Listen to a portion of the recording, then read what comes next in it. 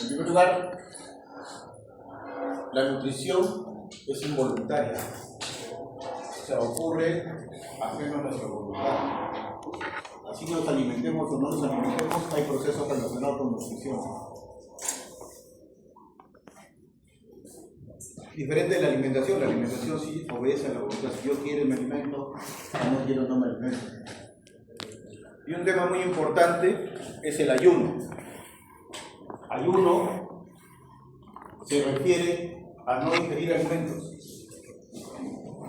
Y se divide en simple, basal, prolongado, pero ojo, inanición después de 96 horas.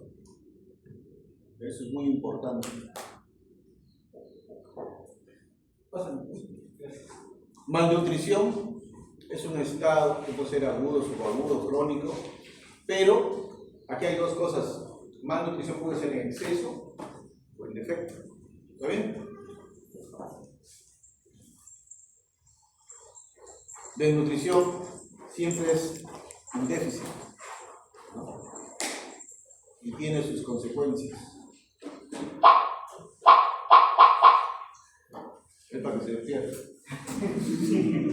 Miren, el bolo alimenticio, ¿no?, está en la boca 1 minuto. Algunos más rápido para que coman.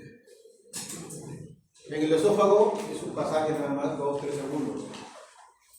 En el estómago, las funciones son ya de mezclado, movimientos, alguna digestión. Pasa de 2 a 4 horas, ¿no? Por eso es que después de 2 a 4 horas ya tienen hambre. Algunos tienen hambre más seguido, no sé por qué. En el intestino delgado, 1 a 4 horas. Y en el colon, 10 horas a varios días, ¿no? Esto es muy importante que ustedes tengan en cuenta. Porque hay pacientes que le dicen, ¿sabe qué? Comí un pollo broster con... ¿Cómo se llama ese plato? La mayonesa con unos... tártaro, con salsa tártara, y lo eliminé todito. ¿En cuánto? En media hora. Pero ya ustedes saben que hay tiempos, ¿no? Lo mismo, y esto es muy importante. Acá, a ver, ¿por qué? Porque, por ejemplo, bueno, esto es muy importante para el análisis de las fístulas, ¿no? Ustedes saben que la fístula es una comunicación entre dos epitelios.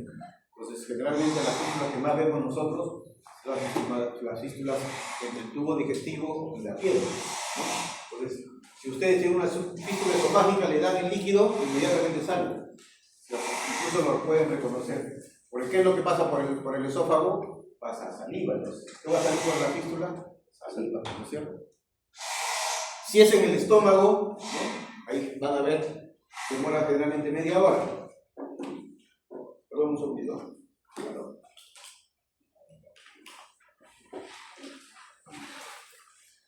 ¿Cómo? El estómago, si ustedes le dan, demora una media hora en aparecer, o en ese tiempo, ¿no? En el intestino delgado demora más. Y en el colon ni qué decir, ¿no? Entonces las pruebas de azúcar metileno sirven para esófago, estómago, pero más allá ya demora. Y esto es también se aplica para las fístulas, se aplica para todo, pero especialmente para las fístulas, porque en primer lugar deben recordar que no hay reserva de agua. No tenemos reserva de agua. Si no consumimos agua, ¿no?, estamos en déficit. Pero el promedio de ingesta es de 2000, ¿no? La producción de saliva es de 1500. Esto también es importante para las fístulas, porque si ustedes tienen una fístula que sale en 1500, está saliendo todo, pero está absorbido totalmente, ¿no es cierto? Las secreciones gástricas más o menos 2000, las secreciones pancreáticas más o menos 1500. La bilis de 500 a 700. ¿Por qué es importante esto? Porque si ustedes tienen un drenaje de la vía biliar y le sale a 700, significa que no está pasando nada, se sale todo, ¿no es cierto? Entonces, ese paciente no tiene bilis en su intestino. Entonces, otra cosa, lo que siempre le decimos al paciente cuando tiene una fístula, mire, está saliendo 200, ¿no? El volumen que debe salir es de 700, está pasando 500, o sea, no está tan mal. Las secreciones intestinales, 1500 más, ¿no? Entonces, Al hilo terminal llegan casi 9 litros. Entonces, ¿el colon qué hace? El colon hace las mismas funciones que el riñón, ¿no? Pues absorbe el líquido, ¿no? Y reabsorbe de 7 a 9 litros. En las deposiciones aparecen 100 a 200 centímetros cúbicos, ¿no? De agua. Por eso es cuando ustedes van a la tía Veneno, entonces se comen un ceviche, después acá al hilo terminal no llegan 7 a 9, pero ya el colon no le va a funcionar por una colitis que tienen y va a aparecer un síndrome ciclístico, ¿no? Eso es típico después de la tía Veneno. Ahora, eso es del agua. Eso es del agua. Pero miren, ahí está, en la saliva tenemos la amilasa salival, en el estómago tenemos la pepsina, el ácido clorhídrico, ¿no? Ahí está el alcohol que tanto les gusta, se absorbe en el estómago, ¿no? En el duodeno, miren, en el duodeno se absorbe el hierro. Eso es muy importante, porque si ustedes hacen una gastrectomía con una derivación B2, la comida ya no va a pasar por el duodeno, no se va a absorber el hierro. Entonces a ese paciente tienen que reponerle hierro, ¿no? El calcio, lo mismo, ¿no? Magnesio, el zinc, ¿no? Todo esto es en el duodeno, ¿no? Aquí está la vesícula biliar que drena, ¿no? En el yeyuno se absorbe la glucosa, las vitaminas, ¿no? En el hilo también las proteínas. Acuérdense de que en el hilo se reabsorben las vitaminas, el colesterol, ¿no? Y en el colon, fíjense, les dije que se parece mucho al riñón: sodio, potasio, ¿no? El agua y esa serie de vitaminas relacionadas con la flora intestinal, propia del colon, ¿no? Y acá está más bonito en una caricatura, pero yo quiero que destaquen el duodeno, hierro y calcio. O sea, si ustedes, vuelvo a repetir, hacen un bypass gástrico o una derivación B2, tienen que reponer necesariamente. Ahora, si tienen una fístula, ustedes deben saber qué se está perdiendo. Tienen que reponer. Otra cosa como introducción. Miren, el alimento interactúa con el tubo digestivo. El tubo digestivo interactúa con el hígado, ¿no? Por eso es que ustedes cuando comen demasiado y engordan, ¿qué es lo que pasa? El hígado cambia de color. ¿Qué color tiene el hígado normalmente? ¿No han visto? ¿No han entrado a la sala? ¿No han visto un hígado? ¿Qué color tiene? Rojo vinoso, ¿no es cierto? Rojo como en... Ahí está él. Pero, ¿qué encontramos si es amarillo? Un hígado graso, esteatosis, ¿no es cierto? Entonces, esto es muy importante que ustedes sepan. ¿Por qué? Porque en el intestino grueso hay microbiota que altera la absorción de ciertas sustancias, ¿no? Y todo eso, ¿no? En el aparato digestivo, en el tubo digestivo, hay un epitelio, y ese epitelio tiene funciones múltiples. Ese epitelio es inteligente, ¿no? Y esto es muy importante. El trofismo de ese epitelio garantiza la absorción, la excreción, todas esas cosas. Y si ese epitelio es atrófico, funcionará menos, ¿no es cierto? Entonces, esto es muy importante que ustedes tengan en cuenta. El trofismo del epitelio depende también del alimento. Yo sé que todos ustedes lo dominan, lo saben, así, ¿no? Pero siempre es bueno recordar. ¿Qué pasó? ¿Se fue la luz?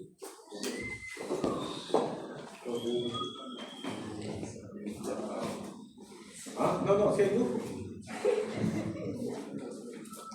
A ver. Algo ha pasado acá. Un atentado.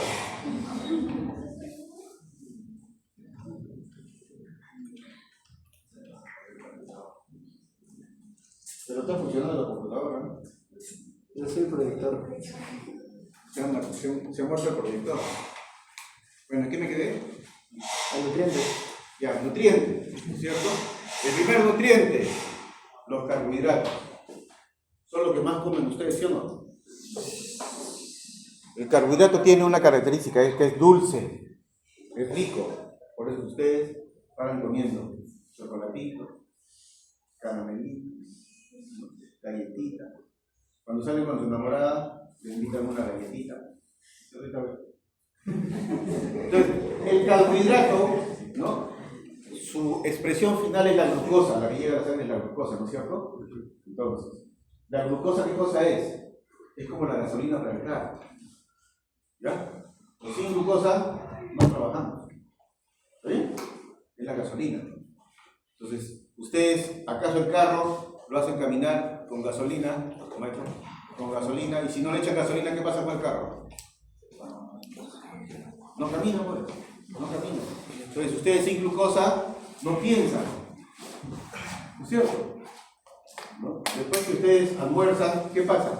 ¿Qué les da? Sueño, pues, porque todo el hecho plástico que viene de sangre, ¿no? Baja la glucosa en el cerebro. Pero esa glucosa, ¿no? Da 4 kilocalorías. O sea, el carbohidrato da 4 kilocalorías por gramo. ¿Está bien? ¿Se acuerdan o no? Entonces son 4 kilocalorías. ¿Ya? La glucosa es un combustible, no forma parte de ninguna estructura. ¿Estamos bien? Diferente del lípido. El lípido o grasa, ¿cierto? Forma estructura. ¿Qué estructura conocen formada por? La membrana de la célula. Así es, todas las membranas. ¿Qué más? ¿Ah? ¿Cómo? Líquido adiposo. Claro. Hormonas. Cuando ustedes dicen un lipopolisacárido, ¿qué cosa tiene? Lípido, también las hormonas que están estructuradas por lípido. ¿Cierto? El lípido tiene dos funciones, energética y estructural. ¿Ya? El lípido por gramo da 9 kilocalorías. 9.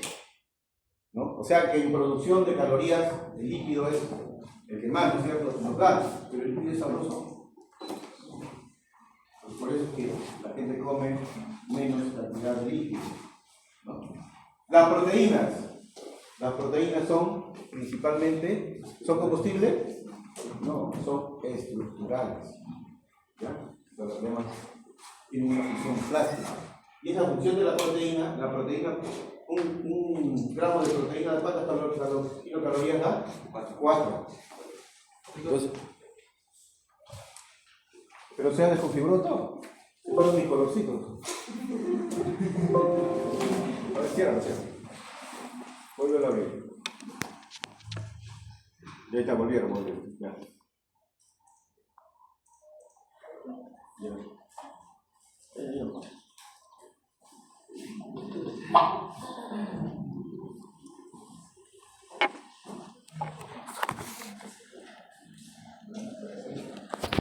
Ahí están, ¿ven?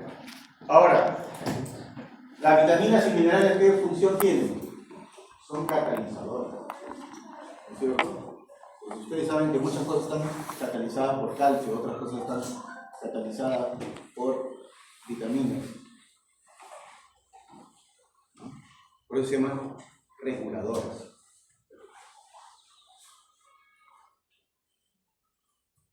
Si ustedes ven las necesidades nutricionales, ¿no? Más necesitamos el combustible, ¿sí o no? Por eso necesitamos 55 al 60% de hidrato de carbono, grasas más o menos un 30% y las proteínas más o menos un 15%. ¿Ya? Esa es la composición, digamos, equilibrada de un alimento. Claro que ustedes en la tía Veneno, ¿qué van a comer? ¿Van a comer proteína? ¿No? Arroz con pollo, ¿no? 200 gramos de arroz, 10 gramos de pollo.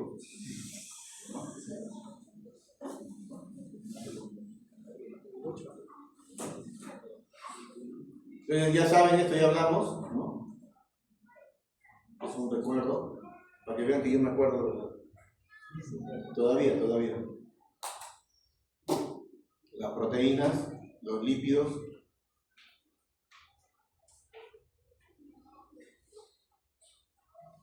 No se olviden, ¿no? Ustedes lo que más van a estudiar en clínica es sodio, potasio, pero a nosotros lo que más nos interesa, ¿no?, es el calcio, el hierro, por lo que les digo. Nosotros alteramos con las resecciones y anastomosis, digamos, el camino normal del alimento, por eso tiene sus consecuencias, ¿no? Otra cosa que nosotros debemos tener en cuenta es la B12. La B12 depende, ¿no?, de su absorción, depende de un factor, ¿sí o no? ¿Dónde se forma ese factor? En el estómago. Si ustedes cortan el estómago, tienen que reponer B12. Si ustedes alteran ese estómago, tienen que reponer B12. O sea que con eso, por favor, no se olviden del calcio, del hierro y de la B12, que son para nosotros lo más resaltante. Lo demás ya ustedes lo conocen.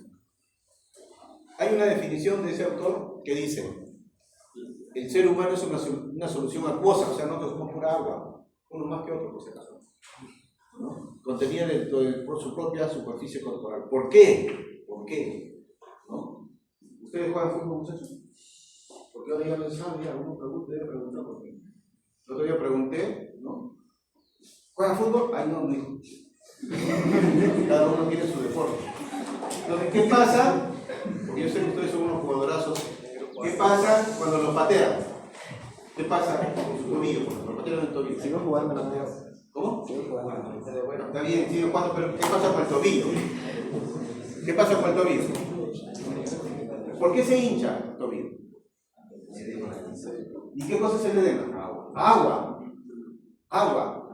La inflamación hace que se altere la distribución del agua, ¿no es cierto? Entonces allí el edema es agua, ¿no? Entonces eso es muy importante que ustedes saben, que revisen, recuerden el metabolismo del agua, porque la cirugía, ¿no?, digamos, el acto quirúrgico, la destrucción del tejido genera inflamación. Y si ese acto quirúrgico se produce una complicación, ¿no?, hay más inflamación, entonces va a haber una alteración de la distribución del agua.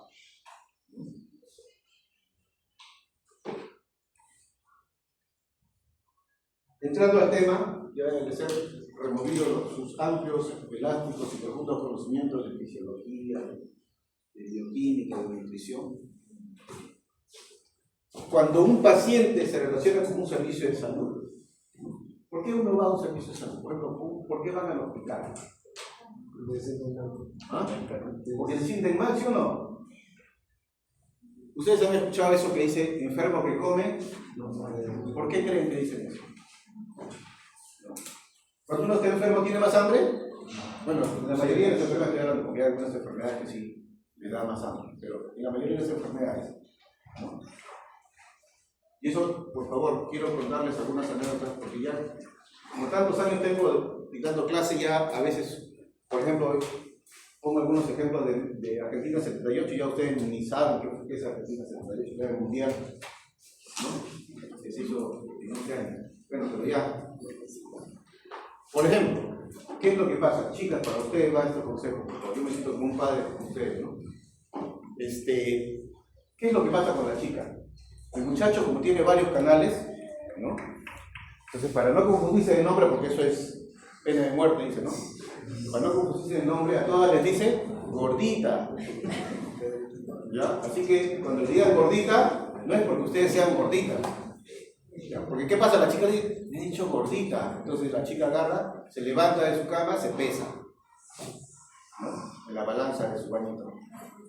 Después, esperando en el paradero, ahí está el ambulante, se pesa de nuevo, ¿no? Viene acá, antes de entrar a clase, se vuelve a pesar afuera en la avenida Grau, ¿no? Después de almorzar, se pesa de nuevo. Antes de acostarse, con el remordimiento, ¿no?, se vuelve a pesar. Yo pregunto, ¿todos los pesos son iguales? ¿Por qué?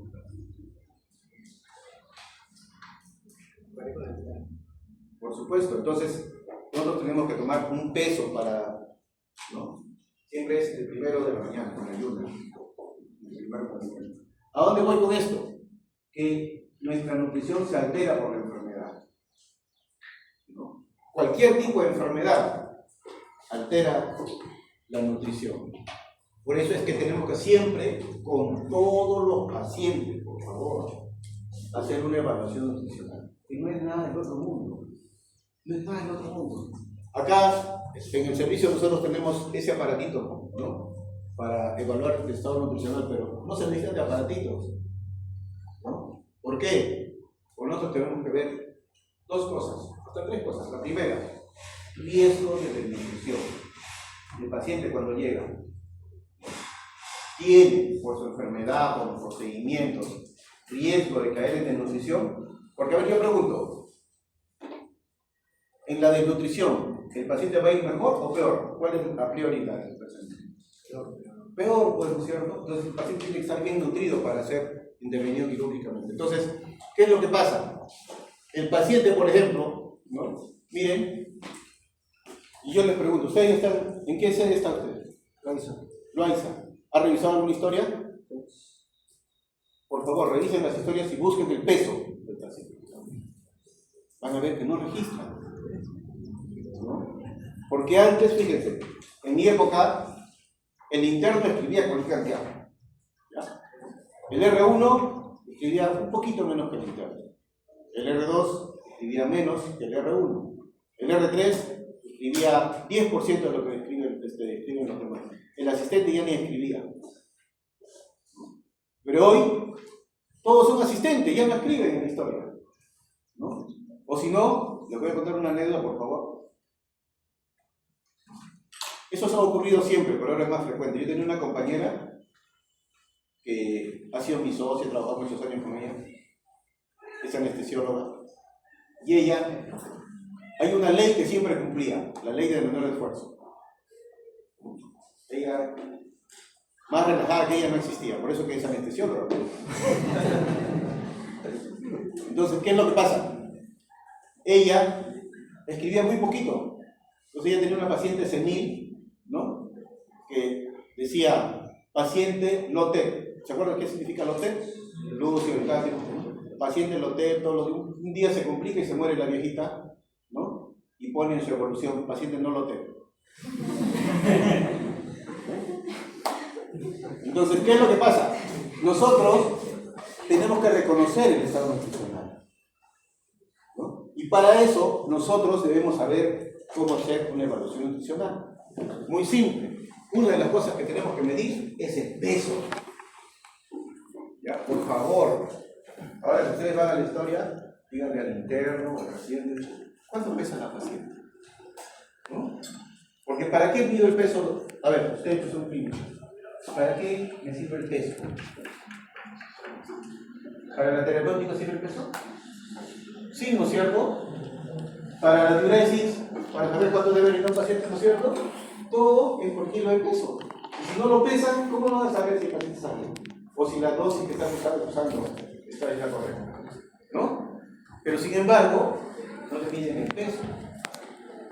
O si no, otros que le dicen, ¿cuánto pesas? ¿No? Sí, un paciente que pesa 100 kilos le dice, peso 60. Ah, 60. Sí, sabe. Eso ocurre. Soy ese. Eso ocurre con alguna otra universidad.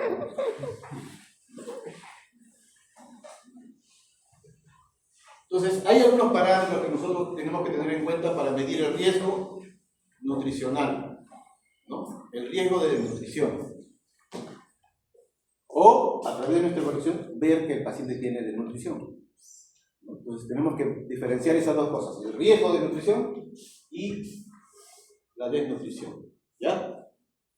Ahora, todo paciente que tiene alguna enfermedad altera su estado nutricional porque a veces come menos, ¿cierto?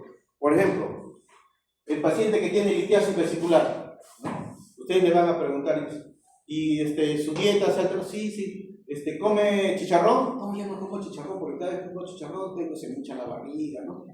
Entonces, ya no comen dietas altas en grasa, ¿no? Solamente comen aquello que no le haga daño, a veces puro carbohidrato, ¿no?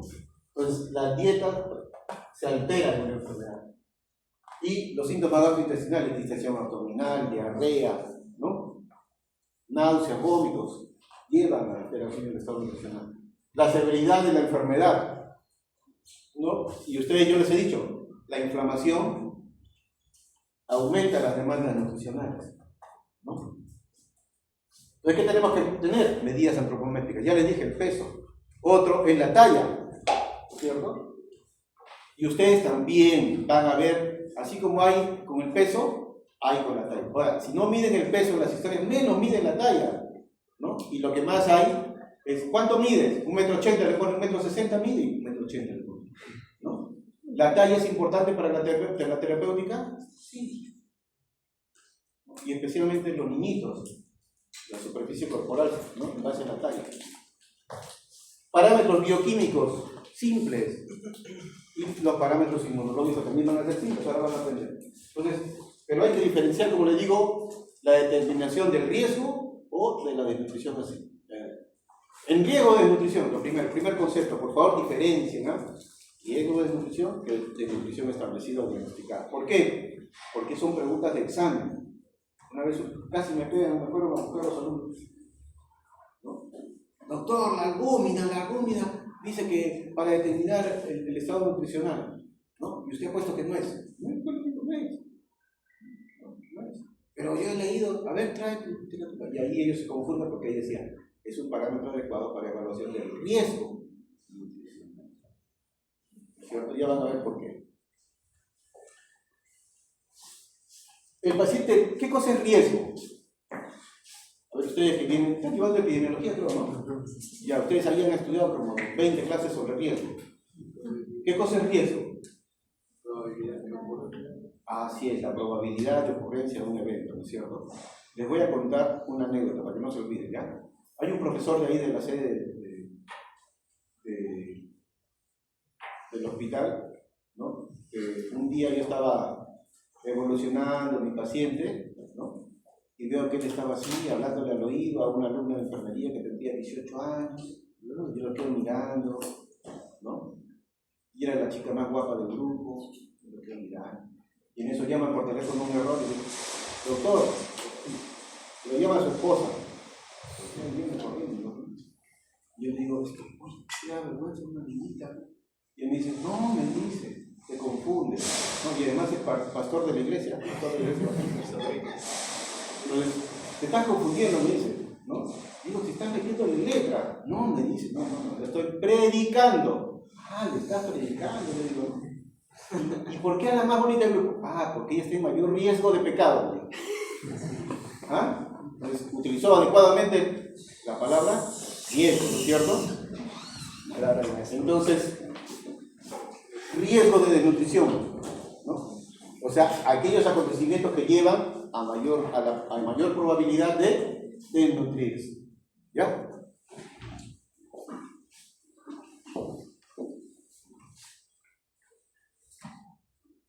En la evaluación del riesgo se toman unas encuestas que ustedes van a ver en las historias, especialmente en el hospital de Guardián, todas las historias tienen el tamizaje de riesgo nutricional, se llama, ¿no? Y hay varios tipos de tamizaje, ahí ustedes van a ver, ¿no? Esos son varias formas, varios documentos de tamizaje, pero lo que más usamos nosotros es la evaluación global subjetiva. ¿Qué cosa tiene la evaluación global subjetiva? ¿No? ¿Qué cosa dice acá? Peso. El peso. ¿Ven? Qué importante es el peso, ¿no? El peso habitual, la pérdida de peso en los últimos 6 meses, ¿no? Por ejemplo, una chica, nunca me olvidaré, compañera de mi promoción, agarra y me dice, bueno, vi que estaba adelgazando, ¿no? ¿Y qué pasa? No, no es que estoy enamorada. Y no es que yo la mitad de mi lonchera tengo que darle a mi enamorada. Ah, ya.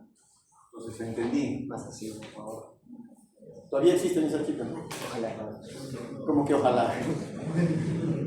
Entonces, miren, cantidad perdida de peso, calcular el porcentaje de la cantidad perdida de peso, ¿no? En las últimas 2 semanas, ¿cómo le ha ido? Si sigue perdiendo, si se ha estabilizado. La ingesta alimentaria en relación a la habitual. ¿Sigue comiendo como siempre? ¿Ha disminuido su ingesta alimentaria? ¿Le ha dado más hambre? No sé. Síntomas gastrointestinales, principalmente náuseas, vómitos, ¿no? Diarrea, hiporexia, todo eso se evalúa acá. La capacidad funcional, si uno no come, ¿es más vital? ¿No? ¿Qué pasa si usted, porque ahora está de moda ¿cómo se llama? El ayuno intermitente, ¿no es cierto? Pues cuando hacen ustedes ayuno, a ver chicas, cuando hacen ayuno, ¿qué pasa?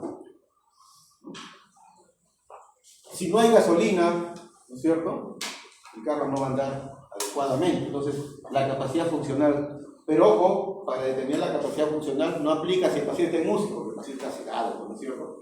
Ahí no aplica. ¿Ya? ¿Qué diagnóstico tiene? Si tiene un cáncer de estómago, claro, pues no va, ¿no?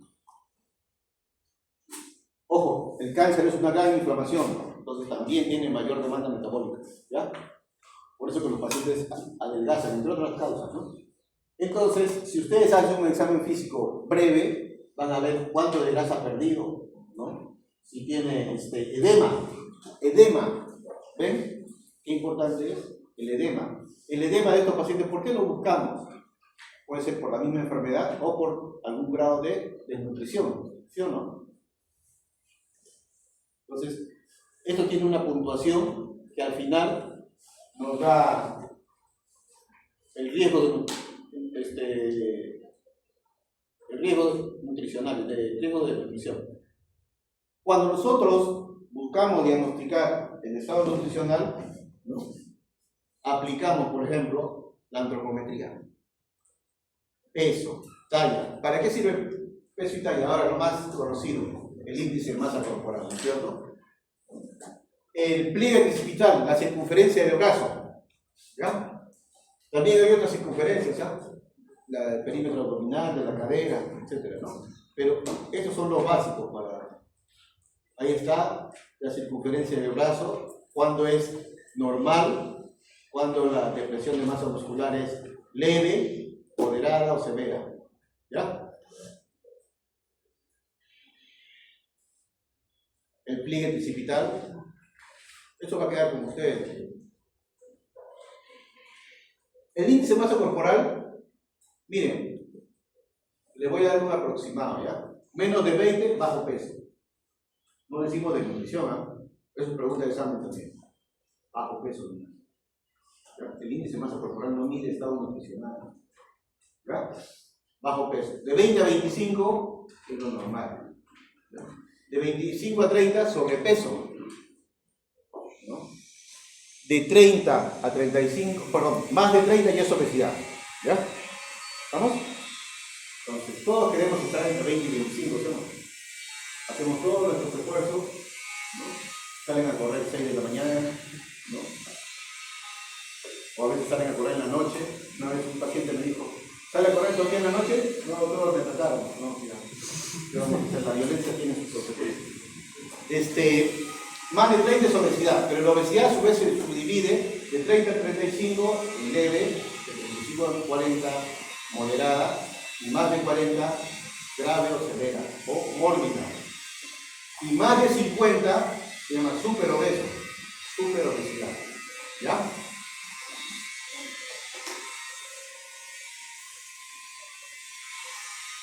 En un hemograma, porque todos los pacientes hacen hemograma, ¿sí o no? En un hemograma, ustedes van para determinar el estado nutricional, pueden ir a la hemoglobina, pueden ir al hemograma, pero en el hemograma lo que más yo me concentro es en la cantidad de linfocitos, ¿ya? Entonces ustedes siempre vayan a leer los linfocitos. Los linfocitos, ¿qué traducen para ustedes? Estado inmunológico, ¿sí o no? Entonces el estado nutricional repercute sobre el estado inmunológico. Lo normal es que ustedes se encuentren de 1200 a 1500, ¿ya? La de nutrición, menos de 1200. Severa, cuando es menos de 800. Y acá ustedes van a ver otra cosa. Ustedes saben que los linfocitos tienen dos grandes funciones, ¿no? La inmunidad humoral y la inmunidad celular, ¿cierto? Entonces, la inmunidad celular se mide con este test, ¿ya? La tuberculina.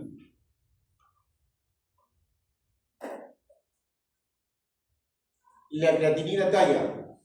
Es un poquito más complejo, ya tienen que pedir creatinina en sangre, creatinina en orina y la talla del paciente, ¿no? Y para medir creatinina en orina tiene que sacar una galonera del paciente toda su producción de orina en 24 horas, ¿ya? Los parámetros de función muscular, ya les he dicho que en la UCI no se aplica, ¿no? Si ustedes son más acuciosos, usan el índice CD3, CD4.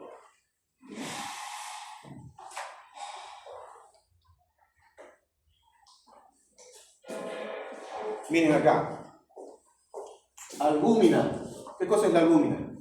Una proteína, ¿no es cierto? Que está principalmente en el intravascular. La albúmina jala agua hacia el intravascular, ¿no es cierto? Ya. No es útil en evaluación o monitoreo nutricional del paciente.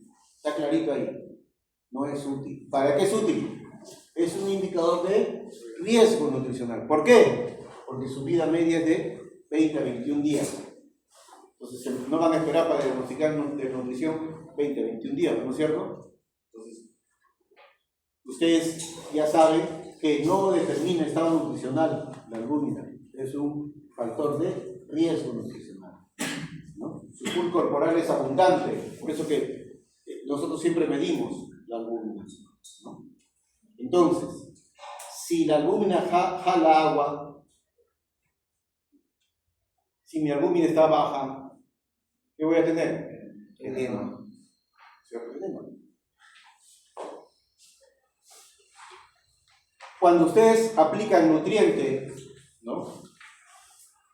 La albúmina no va a subir de la noche a la mañana, demora 2 o 3 semanas, ¿no? Ahora, la hipoalbuminemia, ahora, ¿qué pregunto? Los factores de coagulación, los factores de cicatrización, depende de la proteína, ¿sí o no? Y si no tengo proteínas, si estoy caín de proteínas, ¿cuál es la consecuencia? Mal pronóstico postoperatorio. ¿Ya?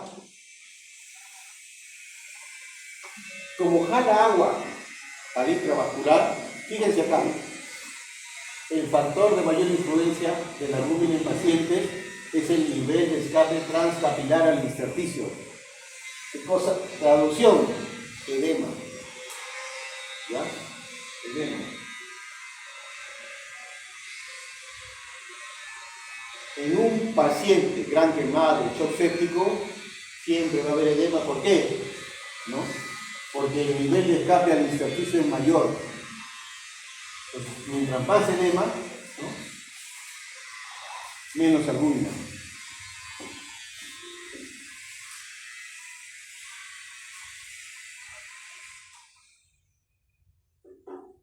Diferente es la condición de la prealbúmina. La prealbúmina tiene un tiempo de vida media de 2 días.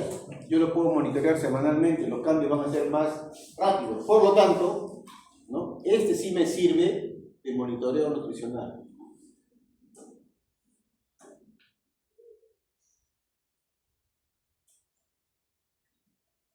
Por favor, nunca se olviden de esto.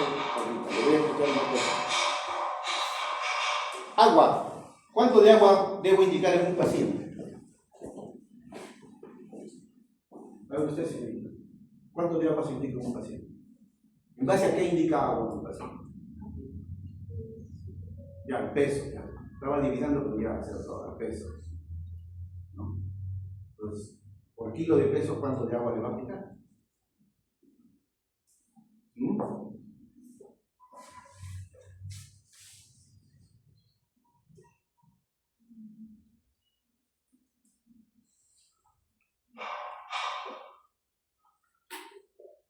Generalmente, lo que usamos nosotros como regla, digamos, de simplificación, es por cada kilocaloría, 1 centímetro cúbico de agua. ¿Ya? Por cada kilocaloría, 1 centímetro cúbico de agua. ¿Ya? Ojo, esto es para recordar nada más que el carbohidrato me da 4 kilocalorías, el lípido me da 9 y la proteína me da 4. Pero la proteína, ¿ya? Entre comillas, por favor, entre comillas, no va a decir, no, que el doctor dijo que quema. La proteína se quema, ¿ya? Y al quemar da un humo. ¿Cuál es el humo de esa proteína? Es el nitrógeno. ¿No es cierto? El humo es tóxico, ¿sí o no? Entonces yo debo saber la cantidad de nitrógeno que estoy produciendo por las proteínas que yo estoy dando, para que mantenga un equilibrio, para que no... ¿Cuál es la que sufre las consecuencias de que haya mucho nitrógeno? El pobre riñón. ¿No? Por eso es que hay unas 6.25 gramos de proteínas generan 1 gramo de nitrógeno. Y eso es muy importante para lo que viene más adelante. No se olviden, 6.25 gramos de proteínas generan 1 gramo de nitrógeno.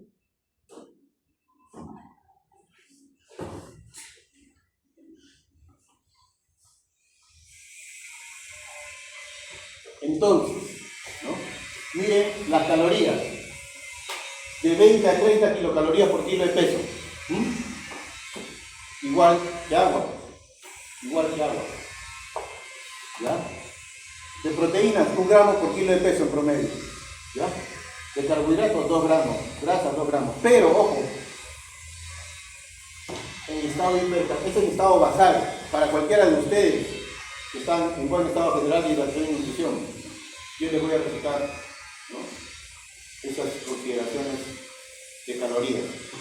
Pero, si ustedes están con alguna enfermedad, hay un hipercatabolismo, ¿no es cierto? La enfermedad consume más, por lo tanto tenemos que aumentar los requerimientos.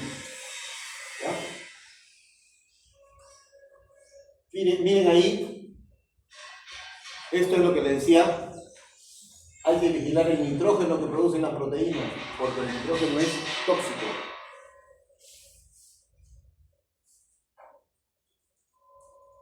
Esto como resumen, fíjense, es necesario el peso del paciente, ¿para qué? 25 a 30 kilocalorías por kilo de peso por día. ¿Ya? De calorías. De calorías, no se olviden de eso. ¿Ya? Si yo quiero bajar de peso, que serán 20 kilocalorías por kilo de peso. Si yo quiero subir de peso, 30 kilocalorías por kilo de peso. ¿Ya? Entonces, una cosa es estar en estado basal y otra con el gasto aumentado en un estado de hipercatabolismo. Y toda cirugía lleva a un estado de hipercatabolismo. ¿Ya?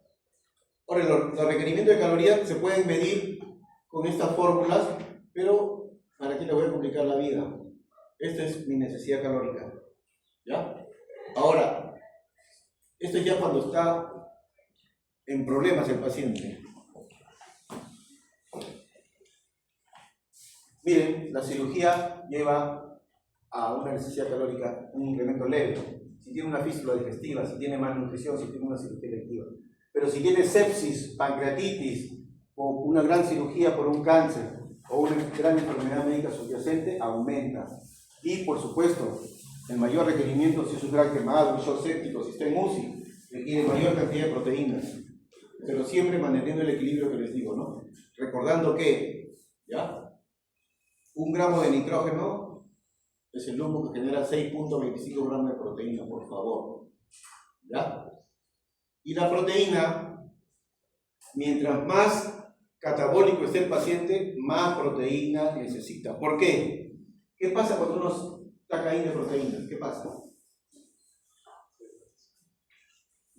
Claro, se dematiza. ¿Y por qué cae la proteína en estas enfermedades? ¿Porque el paciente se logra alimentar? No. Y si no se logra alimentar, ¿qué necesita? Energía. Glucosa, ¿no es cierto? Necesita glucosa. ¿Y de dónde fabrica la glucosa? ¿A costa de qué? De las proteínas. ¿Y especialmente de dónde? De su músculo, ¿no? Y del hígado. Entonces, todo eso tiene sus consecuencias. Ahora, para evitar quemar el riñón con nuestras proteínas, hay que calcular la relación calórica no proteica por gramo de nitrógeno. ¿No? ¿Eso qué quiere decir? Yo tengo, en base al kilo de peso, yo calcular todas las calorías, ¿está bien? ¿Ya? Y en base a las proteínas, tengo otras calorías. Recuerden que el 100% de las proteínas son más o menos un 15%, ¿no es cierto? El 100%. Entonces, resto las kilocalorías totales, ¿no? Le quito las kilocalorías provenientes de proteína, me sale las kilocalorías no proteicas. ¿Ya? Y entonces, esto tiene que llevar un equilibrio. ¿Por qué? Porque las kilocalorías no proteicas, ¿no?, son las que me van a ayudar a cuidarme de la producción de nitrógeno. Tiene que haber una relación de las calorías no proteicas por gramo de nitrógeno. ¿Ya? Y esta más o menos es la correlación que tiene que existir. Miren acá. El sano tiene mayor kilocalorías no proteicas. Pero si tiene enfermedad leve, moderada, severa, ¿qué es lo que hay? Bajan las kilocalorías no proteicas, tienen que aumentar las calorías proteicas. O sea, en otras palabras, si mi paciente está más complicado, debo dar más proteínas.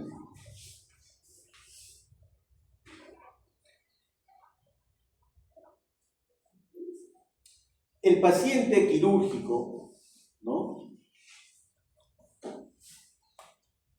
tiene generalmente, o puede estar hipovolémico, puede tener una bacteremia, ¿no? A veces nosotros lo sobrehidratamos, ¿no?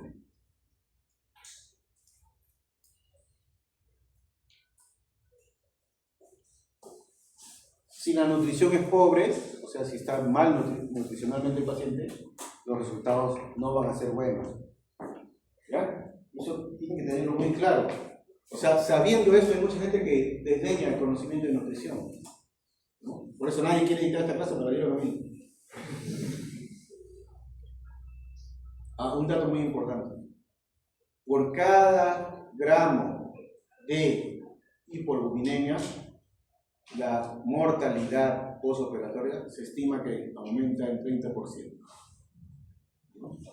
Entonces, los requerimientos nutricionales postoperatorios aumentan, lo que yo les hablé al inicio, ¿no?, del 20 a 30 kilocalorías por kilo de peso, son un paciente normal. ¿Ya? ¿Cómo reacciona el paciente a una cirugía? Entonces ya saben que lo estamos convirtiendo al paciente de un estado normocatabólico a un estado hipercatabólico. Mientras más complicado esté, mientras más grande sea el acto quirúrgico, ¿no?, mayor compromiso hipercatabólico. ¿Ya? Entonces acá ustedes ven, ¿no?, se altera el equilibrio ácido-base, se tiende a la acidosis láctica.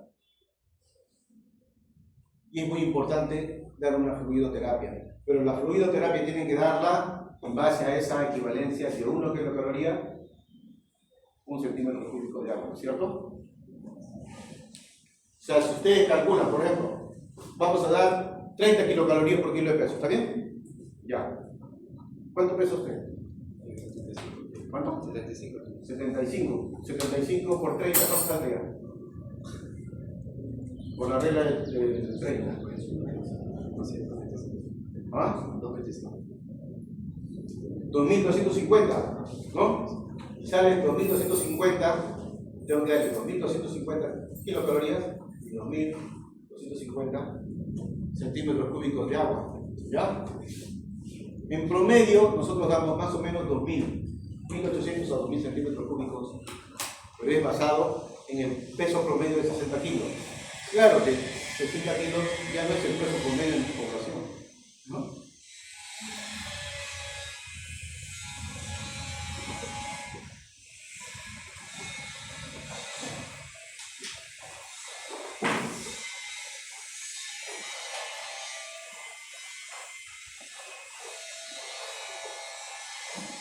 Esto simplemente, estas últimas transparencias son de repetición, porque me interesa que ustedes sepan que tienen que pedirle perfil proteico al paciente, especialmente fijarse en la albúmina.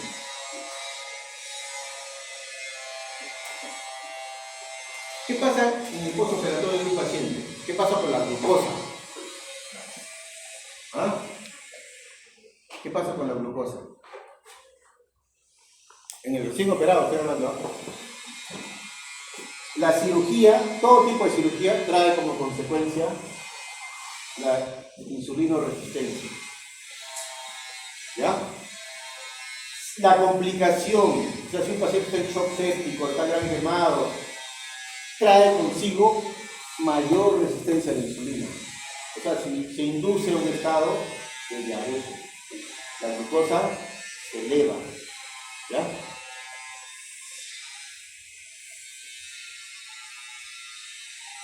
su vez, todo acto quirúrgico corta, ¿no es cierto? Accede a una cavidad abdominal. Entonces se rompe esa barrera de protección, con las consecuencias, ¿no? Entonces, como les digo, ¿no? El paciente necesita glucosa, sin embargo no puede aprovecharlo porque hay un síndrome de resistencia a la insulina, ¿no es cierto? Y si eso es así, comienza a haber producción de glucosa en el hígado, producción de glucosa en el músculo, ¿no? Entonces eso genera cuerpo cetónico, acidosis láctica, ¿no? El hígado se va a ir amarillando, ¿no? El hígado se va amarillando. Entonces, mientras más complicado sea el paciente, mientras más avanzado sea su cáncer, mientras más grande sea la cirugía, hay un estado hipercatabólico. No lo olviden, por favor, ¿no? Generando cuerpos cetónicos. ¿Por qué? Porque la glucosa se está formando del músculo y del hígado. Las proteínas bajan en el torrente sanguíneo. ¿Por qué bajan? Porque las proteínas buenas se transforman en proteínas inflamatorias, ¿sí o no? Hay una gran inflamación. Entonces, PCR, ¿qué cosa es? La proteína C reactiva, ¿ya? Entonces, se forman más proteínas C reactivas. Y entonces hay una correlación inversa entre PCR y la prealbúmina. La prealbúmina es una proteína buena, ¿cierto? Un nutriente. Entonces, baja la prealbúmina, aumentando la PCR y viceversa, ¿no? Entonces, ustedes van a ver que ya comienza a formarse una serie de proteínas propias de la inflamación, ¿no? Que llevan un estado hipercatabólico, la proteína C reactiva, el fibrinógeno, todo lo que ustedes conocen, ¿no? Ya sea la inflamación benigna o maligna, ¿no? ¿Y quién está a favor? La prealbúmina, la albúmina, la transferrina, todas las proteínas que son nutricionalmente valorables. Entonces, ¿no? Uno tiene que hacer un énfasis en el análisis nutricional de un paciente, porque de eso depende el porvenir quirúrgico de ese paciente, ¿ya? Entonces, la cirugía desencadena una fuerte respuesta de estrés, al hipercatabolismo, ¿no? La adrenalina sube. Miren acá. La terapia nutricional reduce las complicaciones y la estancia media del paciente. 40-50% de los pacientes están desnutridos o en riesgo preoperatoriamente, ¿eh? Y entonces la mortalidad postoperatoria aumenta. Ahora, desde el punto de vista nutricional, ¿no? Tenemos que preparar al paciente en el preoperatorio, ¿no? Valorar y tratar nutricionalmente antes de la actividad quirúrgica, ¿no?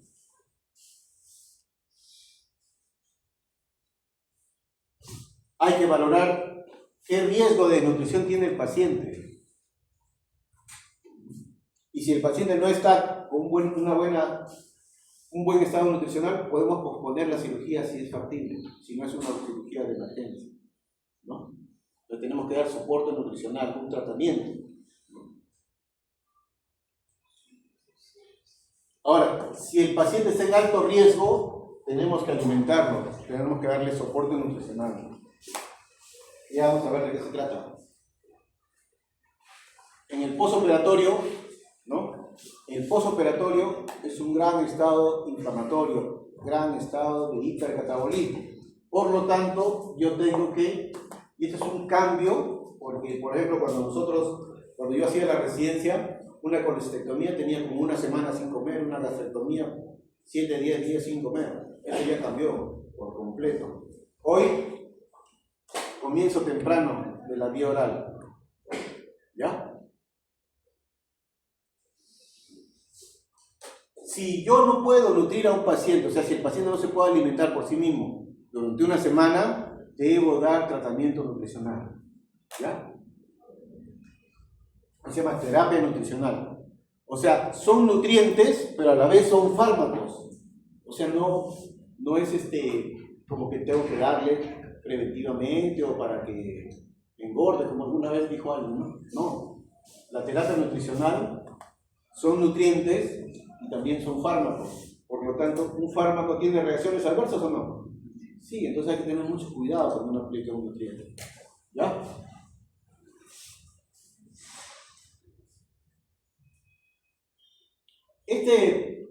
Aparece entonces un cambio en la dinámica de manejo de los pacientes, ¿no? Bajo este protocolo, que es la idea de recuperación más rápida después de una cirugía. Se llama ELAS en inglés, ACERTO en castellano, que dice acelerando la recuperación postoperatoria. ¿Cuál es el principal objetivo? Evitar el ayuno prolongado. O sea, el enemigo es el ayuno, ¿no? Entonces, lo más pronto posible hay que darle alimentos, ¿no? Evitar el uso indiscriminado de sondas. Antes dejábamos drenes a montones, sondas a montones, ahora no. Ahora cada vez usamos menos, ¿no? El uso racional de fluidos, no se nos debe pasar la mano, no se olviden, ¿no? 30 centímetros por kilo de peso, de 20 a 30, tal como las calorías también, ¿no?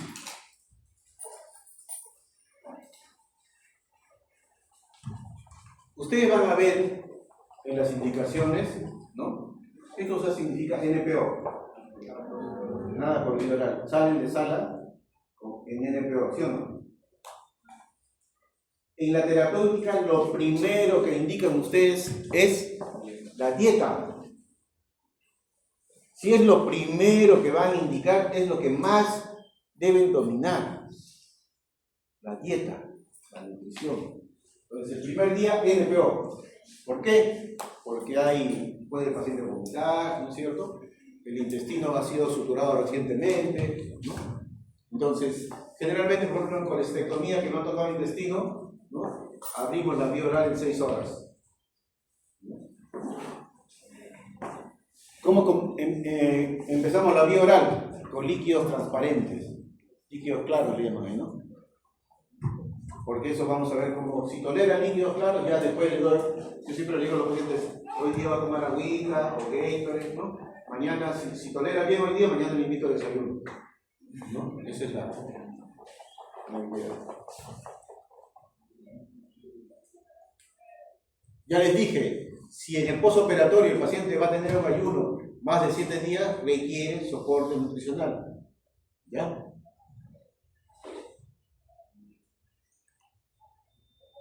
Este más o menos es el panorama del ERAS, o sea, aquella mejoría del postoperatorio, ¿no? Disminución, la idea es disminución de la respuesta inflamatoria. ¿Ya? Disminuir la resistencia a la insulina, disminuir el catabolismo.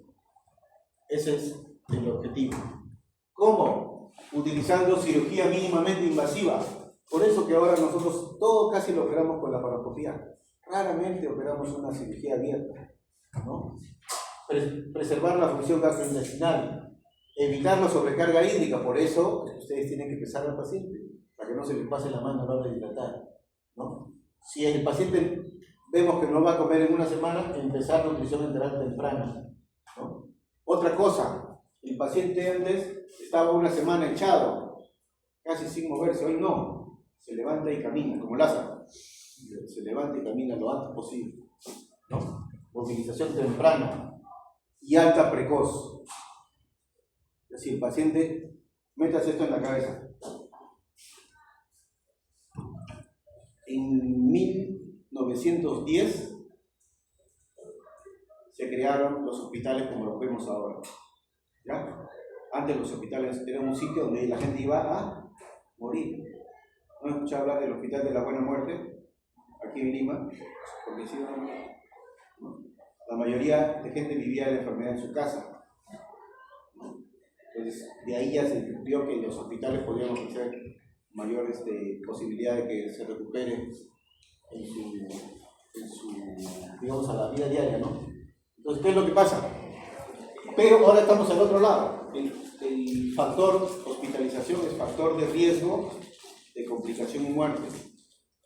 Los procedimientos a los que sometemos a los pacientes aumentan el riesgo de complicación y muerte. Por ejemplo, un catéter venoso central puede perforar el pulmón, ¿no? Puede dañar el corazón, ¿no? Puede irse a la carótida, puede dañar el cerebro. ¿No? Pueden haber tantas complicaciones y al final el paciente, ¿no?, murió por una complicación de un procedimiento.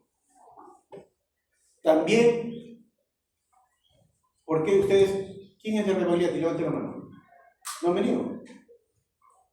Ya. En el hospital va a haber un letrero que dice que use ¿qué cosa? Mascarilla, ¿sí o no? ¿Por qué creen que dicen que usen mascarilla? ¿Para que no lo reconozcan?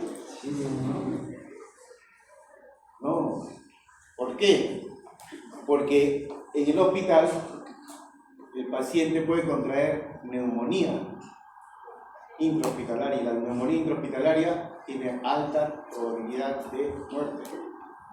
El paciente, al operado, todo paciente operado de abdomen no respira bien, ¿cierto? ¿Por qué? Por el dolor, respira superficialmente.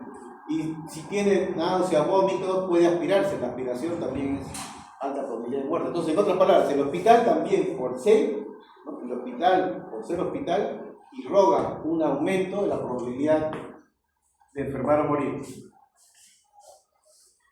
Entonces, ¿no?, hay que preparar metabólicamente para que el paciente salga de alta pronto.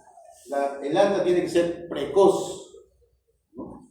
Y esas son las estrategias, fíjense. Siempre lo van a ver aquí. Evitar ayuno prolongado, evitar la preparación intestinal. Antes se le ponían enemas al paciente, varios días de enemas al paciente, ¿no? Pobrecito, ¿no? Ahora no, evitar la preparación intestinal. Usar profilaxis antimicrobiana. Tromboprofilaxis. Ustedes han visto a los pacientes les vetan los miembros inferiores, ¿sí o no? Algunos le dan heparina de bajo peso molecular, ¿no? Uso de anestésicos también ha cambiado por completo, ¿no? El uso de anestésicos. Se prefiere la anestesia menos invasiva posible. No uso de drenajes, que también traen sus consecuencias. Evitar la sobrecarga hídrica, por eso les vuelvo a repetir, se da 30 centímetros por kilo de peso. Si ustedes no saben el peso, se les puede ir la mano, o en déficit o en exceso, ¿no? Y mantener la normotérmica. Por eso ustedes van a ver en sala de operaciones, ¿no?, en el hospital al paciente le ponen como un colchón térmico, ¿no? Tratar de no usar sonda nasogástrica. ¿Por qué? Porque la sonda nasogástrica trae como consecuencia, ¿no?, aspiración, o trae como consecuencia dificultad respiratoria, neumonía. Retiro temprano. Si le puse un catéter, tengo que retirarlo lo antes posible, ¿no? La vía oral de uso temprano. La movilización temprana. Ya les dije ya, los pacientes dicen, como una vez vino un paciente, vino un traumatólogo. Se había operado de una... Ellos también, así como hay cirugía laparoscópica en abdomen, a los traumatólogos usan artroscopía, ¿no?, que es mínimamente invasiva. Y el paciente le dice, doctor, ¿puedo caminar? Sí, le dice, ¿cómo te llamas? Pedro, levántate y llame. Allá antes quedaba un mes que no podía mover la articulación, no, todo eso cambiaba, ¿ya? Y acá en esta transparencia, ustedes van a ver cómo era antes, por eso se lo he puesto, y cómo es ahora. Todo ha cambiado. El ayuno le llaman reposo digestivo, ya saben, tratar de que, el intestino necesita trabajar. Traten de que no repose mucho, ¿ya? Esto ya hemos hablado. El soporte nutricional, les vuelvo a repetir, el soporte nutricional se refiere, ¿no?, a que el paciente reciba adecuada cantidad de nutrientes en el postoperatorio, ¿ya? Ahora nosotros tenemos, los que están en Regolleti conocen la unidad de soporte nutricional artificial. Ahí trabajo yo.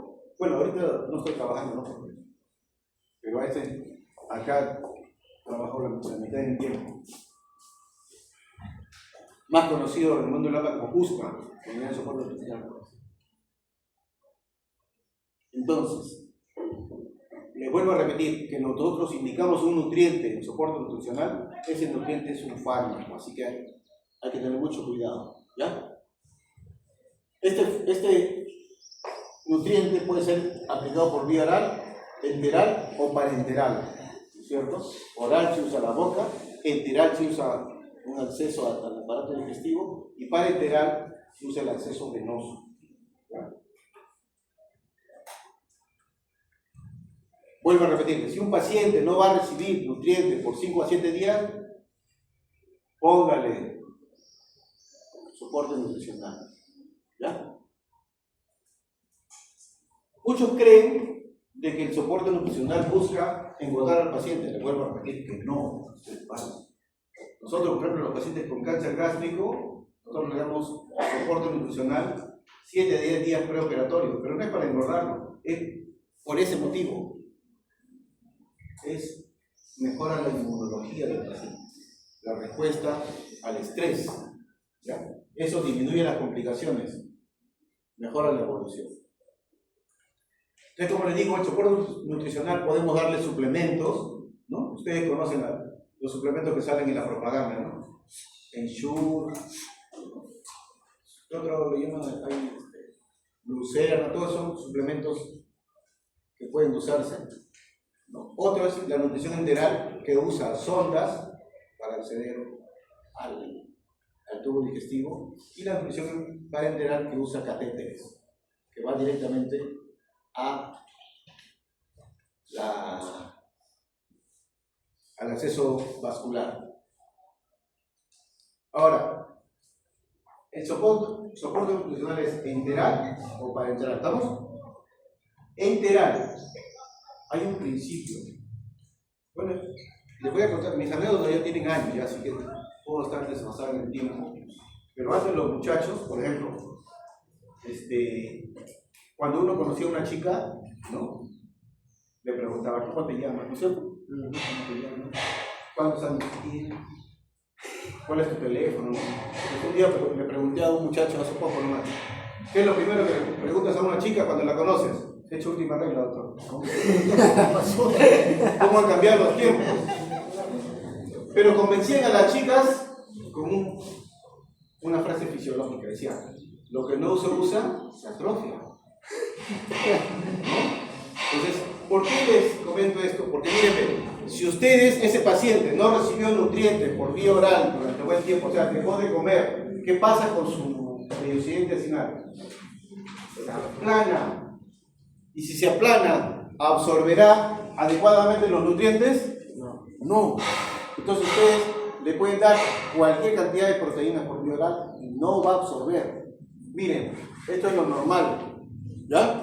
Este es un paciente que está en desnutrición, no ha comido, no ha usado su aparato digestivo, ¿ya? O sea, ya les voy a explicar por qué les hago énfasis en esto. Si el paciente, especialmente en niños, si el paciente está desnutrido mucho tiempo, su aparato digestivo no absorbe bien. Y ustedes saben que ese aparato digestivo no solamente no absorbe bien, sino que permite el paso de las bacterias.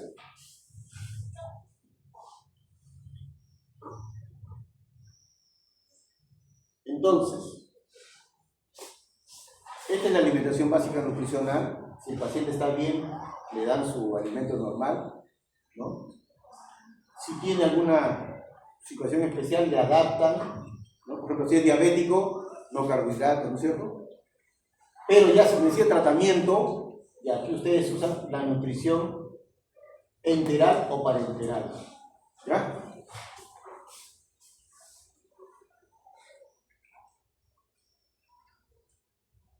No les voy a contar mucho de la historia de esto, pero sí, antes de la aparición del soporte nutricional artificial, los pacientes se morían. La mortalidad postoperatoria en esos complicados era altísima. Yo he presenciado en un tiempo cómo se morían los pacientes. Tenían una complicación por una fístula intestinal de alto grado. Pero hay un principio, antes de hablar del soporte nutricional. Si la cirugía no está bien hecha, por más que le pongan los nutrientes que le pongan, el paciente se va a morir. ¿Ya? O sea, la salvación de la cirugía que está mal hecha no está en la nutrición. ¿Ya? Y es una respuesta que le damos a muchos cirujanos. Oye, ponle tal cosa. No, pero tienes que entrar a operar, compadre, porque la nutrición no va a salvar a esa cirugía. Y hay un principio. Si el tracto intestinal está íntegro y disponible, úselo. ¿Se entiende eso o no? O sea, si ustedes tienen un aparato digestivo funcionante, úsenlo. No le den nutrición para entrar. ¿Ya? Lo mejor es la nutrición en terapia. Más fisiológica, ¿no? Entonces la nutrición enteral usa sondas o colocadas, sonda nasogástrica, por ejemplo, sonda nasoyeyunal, ¿no? O sondas que se usan por yeyunostomía, gastrostomía. ¿Saben lo que es eso, no es cierto? Se usan ostomías, ¿ya? ¿Qué es lo que pasa? Cuando yo doy un nutriente, ¿por qué uso una sonda? ¿No? Porque el paciente a veces no deglute bien, ¿no? Y tengo que poner gran volumen de nutrientes. Para que no vomite, le pongo una sonda.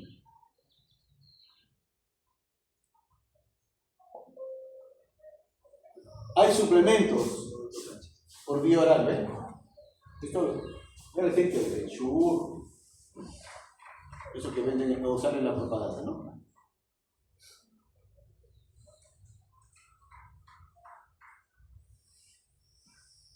Ya les he hablado que tienen que calcular, o sea, los productos que ustedes van a ver en un momento, tienen cuánto de proteína tienen, cuánto de carbohidratos tienen, cuánto de lípidos, pero también tienen que ver cuánto de fibra.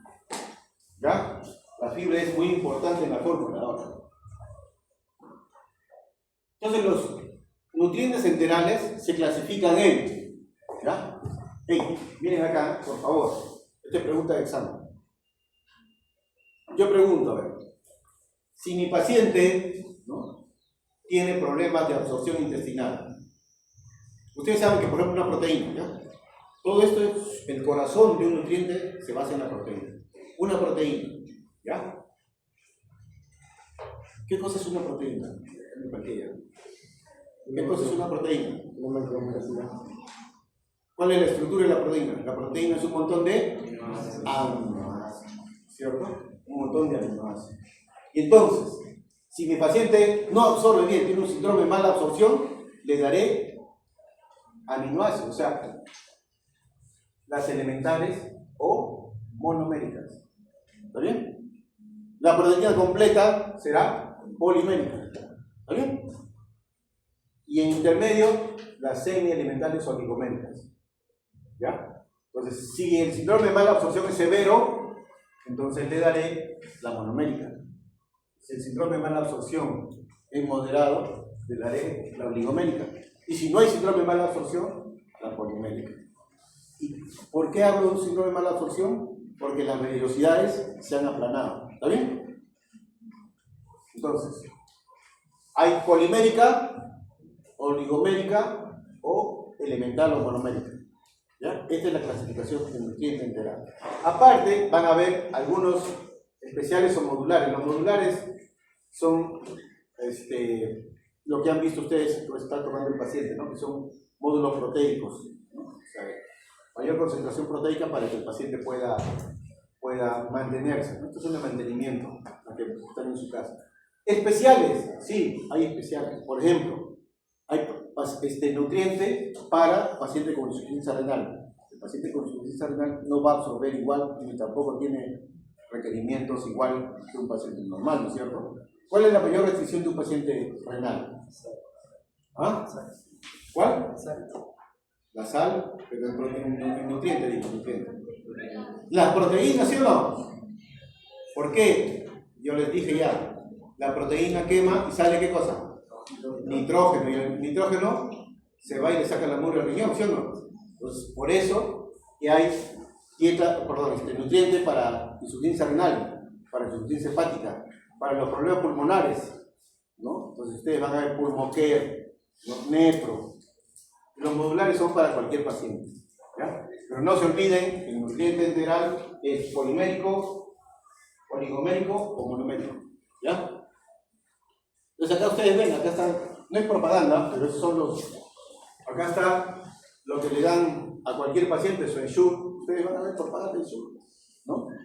Cuando tan rico es una carne, no, le dan, tómate tu ensure. Oligomérico, ya saben, oligomérico, ¿no? Tiene, las proteínas están hidrolizadas, ¿no? O sea, son péptidos. Las dietas específicas, ya les dije. Por ejemplo, es nepro, para insuficiencia renal, hay para insuficiencia respiratoria, ¿no? La nutrición enteral usa sonda nasogástrica. ¿Por qué? Porque de repente el paciente solamente necesita no deglute bien, ¿no? Entonces le pongo al estómago. ¿Cuál es el riesgo de mayor posibilidad de vómito? Vómito en un paciente mayor posoperado, usuario de sonda, ¿no? El peligro es que se absorba al aparato digestivo, al aparato respiratorio. Se llama, ¿no?, aspiración, eso es grave.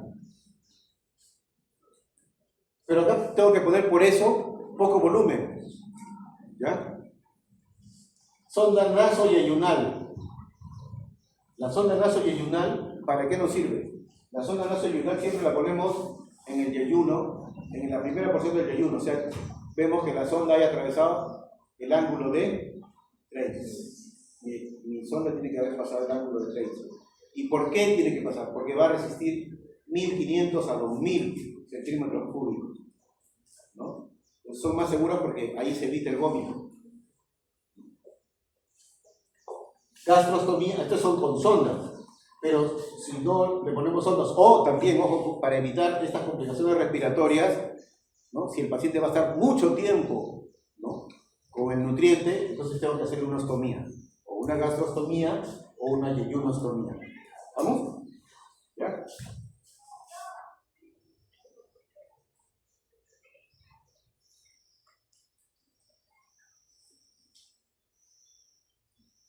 Ahora, también puede haber una combinación.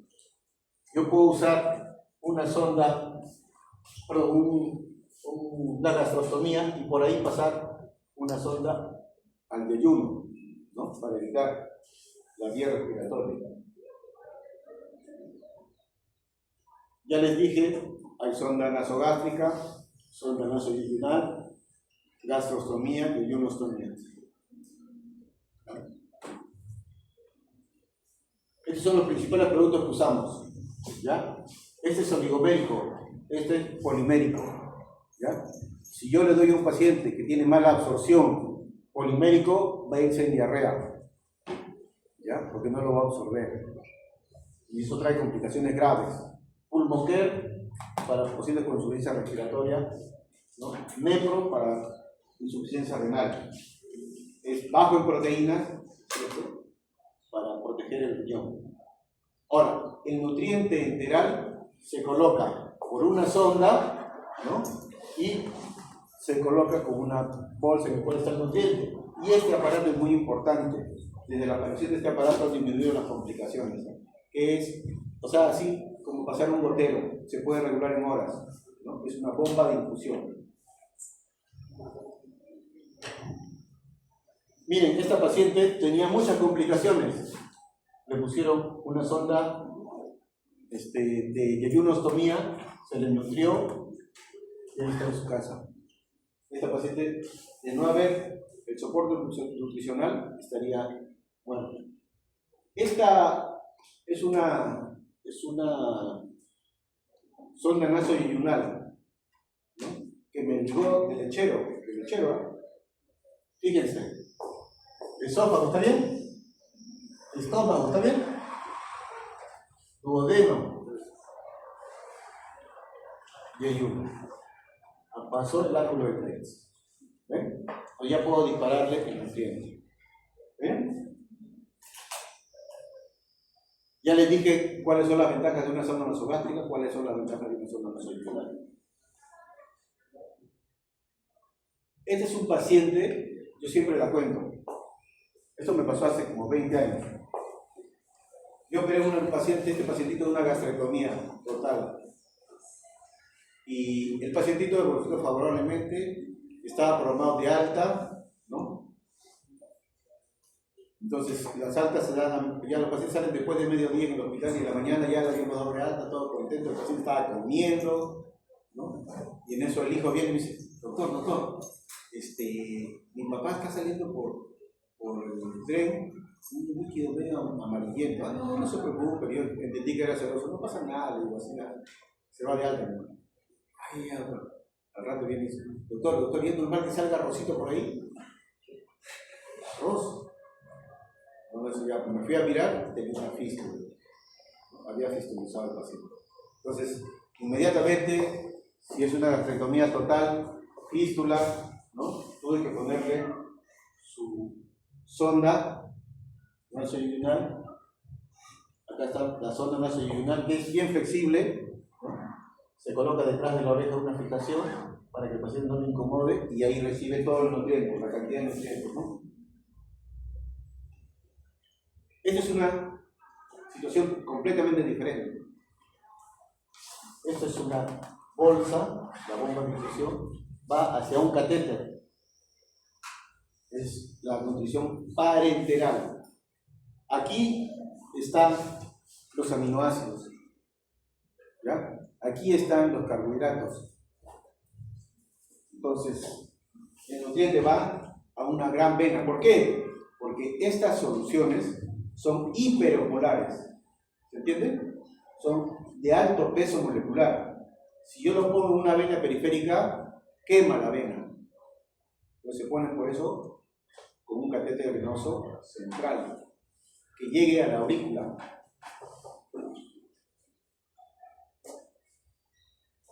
Entonces la nutrición parenteral, ¿no?, se administra por la vena, una vena central, y usa catéteres, ¿no? Esos pacientes de UCI, por ejemplo, ven el acceso es subclavio, ahí está, el acceso es subclavio. Nosotros, el catéter que va de acceso vascular para nutrición parenteral debe ser de uso exclusivo de la nutrición. ¿Ya? ¿Por qué? Porque la mayor complicación, miren, si yo le meto un germen por este catéter, va directamente a la aurícula, produce infección del corazón. ¿Cómo se llama la infección del corazón? Miocarditis, lo cual es grave.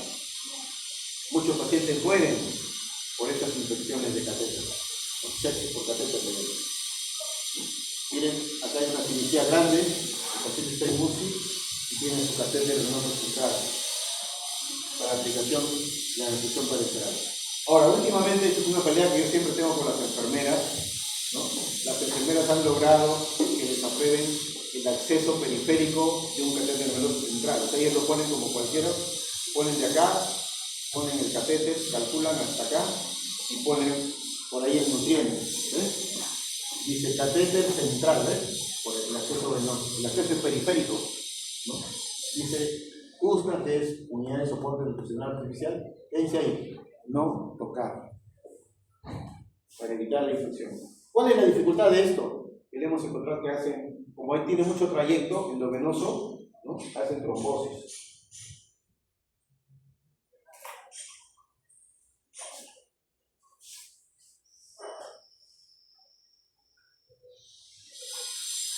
Miren este color. ¿Qué les dice que hay acá? Aminoácidos y carbohidratos. ¿Dije lípido? No. Entonces es una fórmula que se llama 2 en 1. Que tiene proteínas, ¿cierto? Y tiene carbohidratos. ¿Ya? ¿Qué diferente ven con esto?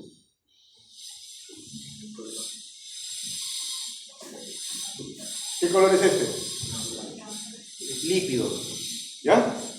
Los lípidos. Entonces hay fórmulas 2 en 1, en el cual se ponen carbohidratos y proteínas juntos, y aparte los lípidos, y hay otra fórmula 3 en 1, que va todo junto. ¿Ya? Ahora, los lípidos, ¿por qué se separa? Porque el lípido es pesado. El lípido trae muchas molestias en los pacientes, ¿no? Por eso se le pone aparte o En algunos pacientes que pueden tolerar, fórmula 3 segundos.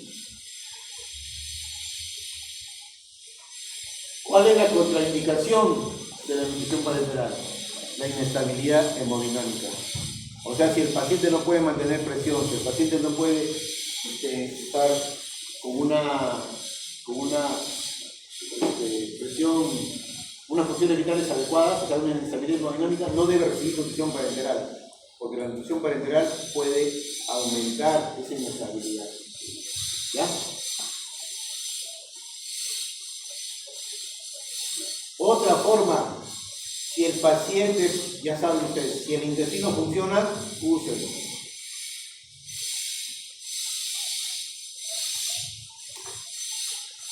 ¿Qué es esto? ¿Ah? Un catéter. ¿Ah? ¿Será carbohidrato? ¿Será proteína? ¿Qué será entonces? Lípido, pues ya me he matado. Blanco, lípido. ¿Ya? Será fórmula entonces 3 en 1. Acá está el catéter, ¿ves? Catéter central. Los catéteres que usamos para la nutrición parenteral tienen un trayecto subcutáneo, por eso le llaman catéter de inserción. ¿Cuáles son las complicaciones? ¿Ya? Relacionadas con el catéter. A veces los ponemos mal, van a la carótida, a veces van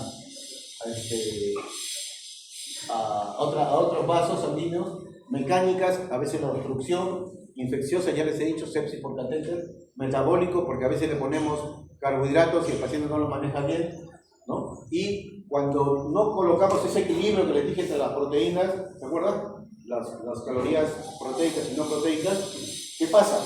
Ese exceso se acumula en el hígado graso, ¿no? Colecitis aguda, todas esas cosas son por un adecuado manejo de los nutrientes. Y psicológicas también, porque el paciente, ¿por qué ustedes comen?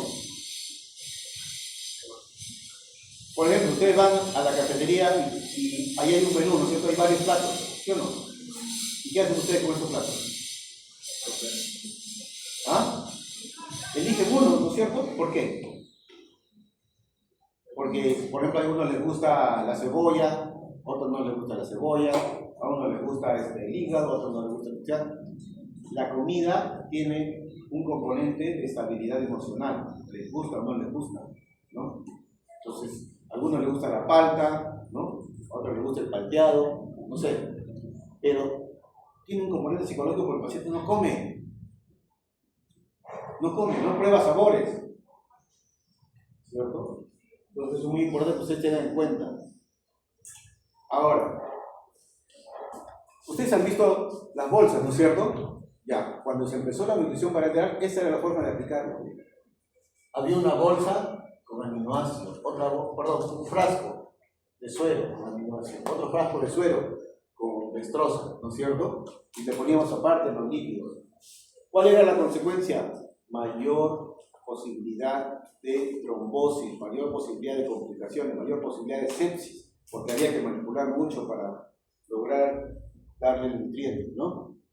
Entonces no se olviden, miren, el catéter venoso central, miren a dónde va, ¿no? La sonda nasogástrica, la sonda nasoyeyunal, ¿no? La aplicación, o sea, nutrición parenteral, central o periférica, ¿no? Sonda nasogástrica, sonda nasoyeyunal, gastrostomía, yeyunostomía, ¿no? Son las formas de acceso, tanto del enteral como parenteral. Acá está más bonito, ¿no?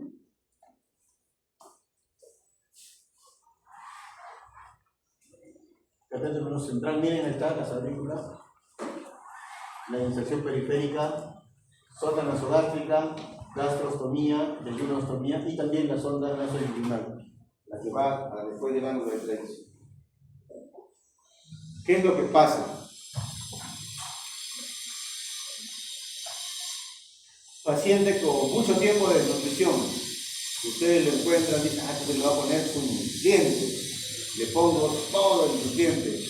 ¿Cuál es la consecuencia? El síndrome de realimentación. Les he dicho yo, ese intestino no funciona, no absorbe.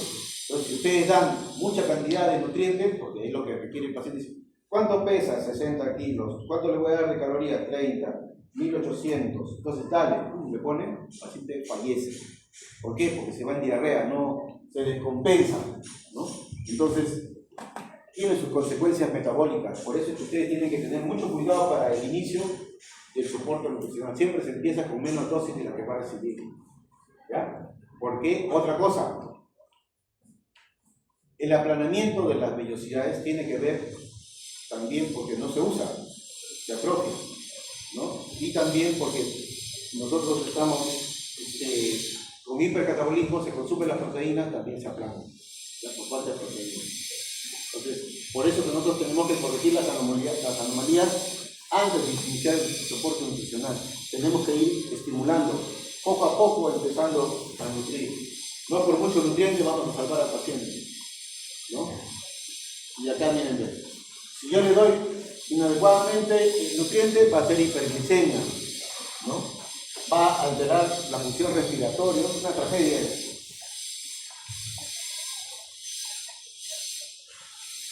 Por eso, la cirugía es un deporte de alto rendimiento, ¿no? Miren, acá está el cirujano,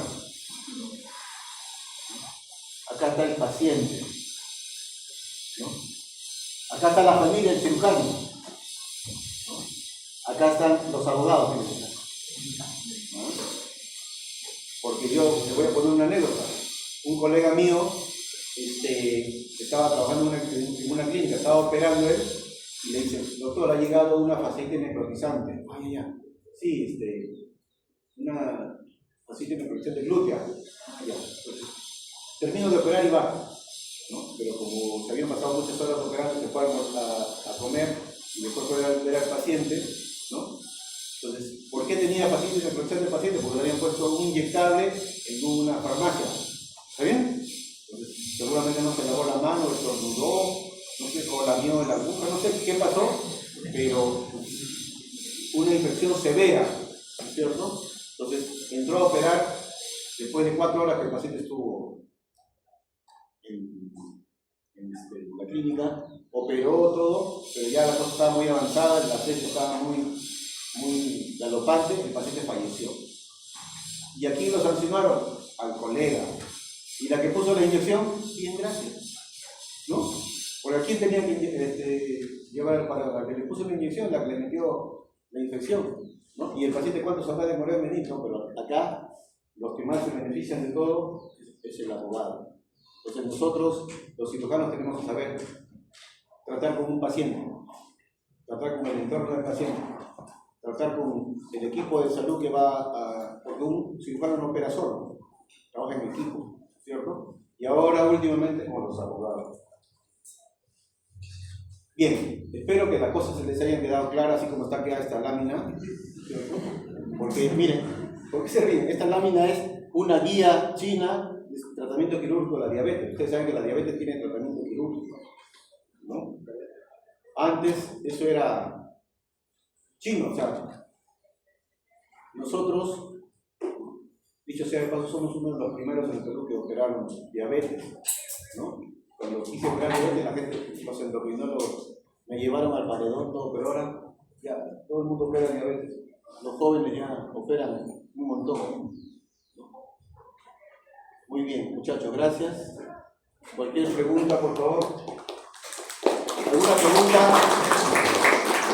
¿Alguna pregunta? La lista ya firmé, ¿no? ¿Alguna pregunta? ¿Un comentario?